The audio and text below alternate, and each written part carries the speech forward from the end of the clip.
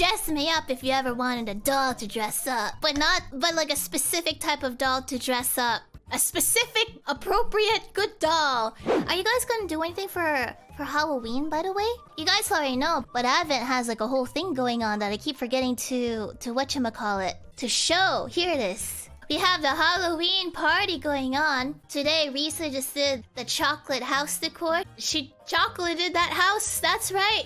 And things happened this week in general. That's right. This is why I'm not the promoter. I'm leaving that to the others.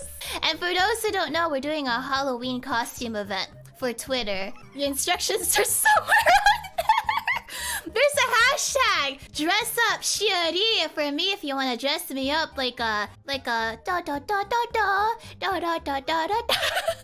Look, guys, I'm just here for support.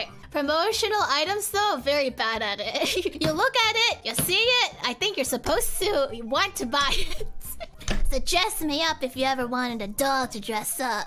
But like a specific type of doll to dress up. A specific, appropriate, good doll that kids love to play with. That sort of doll. I have to clarify just in case. I don't want those clippers being like, "Oh, Shiori, what a